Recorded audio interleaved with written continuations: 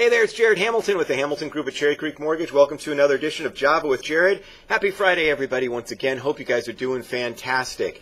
Well, interest rates finished the week slightly better than where they ended last week. Of course, it was a big week. We had the Federal Reserve meeting, and as you probably know, the Federal Reserve, as expected, did increase interest rates, or the short-term rates, Fed funds and discount rate, by 0.25%. And that was exactly as expected. I'll get to that in a little bit, the meeting and what it really all means. But we did see some economic data that was released into the market. We did see the producer price index, which measures inflation at the producer level. That showed that there was maybe a little bit more inflation pressure. The core rate was actually up about 0.3%. The headline number was unchanged. We then saw the consumer price index, which is a more important inflation measure because that measures inflation at the consumer level. Sometimes it's not passed on to the consumer.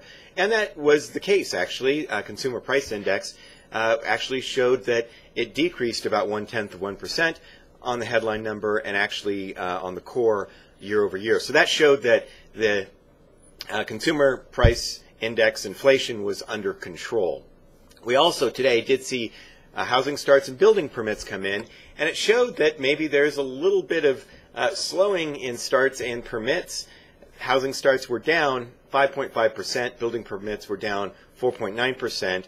We'll just have to see if this trend continues. Again, this is for new construction, which is only about 10% of the market, so that's not as big of a factor. So again, the Fed meeting, that was the big news of the week, and there's no major surprises really on the Fed increasing rates. Everybody expected that, but what the market was really wanting to find out is what are they going to do with the balance sheet? Right now, the Federal Reserve, remember when we had all the economic turmoil, one of the strategies that the Federal Reserve used, in addition to lowering the Fed funds and discount rates, was also to help support the market by buying mortgage-backed securities and treasuries to a huge level. They have about $1.8 trillion worth of mortgage-backed securities. Each and every month, some of those securities do pay off. People will sell their house or they'll refinance, and they've been reinvesting those. They did say that they were going to kind of taper those reinvestments. They laid out the plan. It's going to be a very gradual taper. And they don't know when they're going to start this yet. Everybody's expecting about September, but they're going to buy about $4 billion less of mortgage-backed securities as these things run off. Every 3 months, they're going to increase that. They're going to do that for a year and just kind of see how it goes. They're also going to do that with treasuries, but everybody's really kind of concerned about the mortgage side because it just has less demand out there when the Federal Reserve is not stepping in there and buying so many.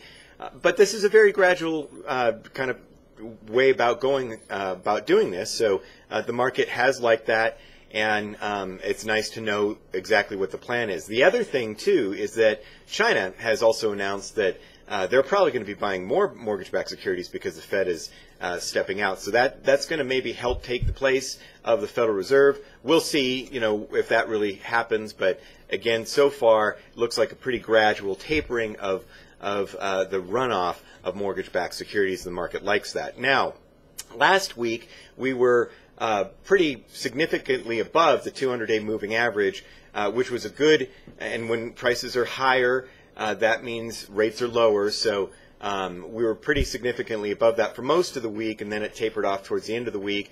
We broke beneath that 200-day moving average, which is usually not a great sign, but we have also gone back above that. So hopefully we can hold these levels and maybe mount a little bit of a rally. The last time the Federal Reserve has raised interest rates, that helped mortgage-backed securities.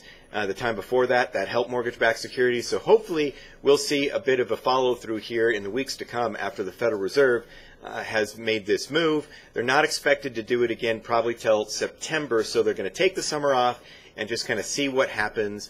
There'll be a lot of speculation, but we'll let you know how this all shakes out. But right now, again, interest rates are doing great. It's a great time to buy a house and lock into some pretty historic low rates. So make sure your clients know that, and it's going to remain that way hopefully for the rest of the summer.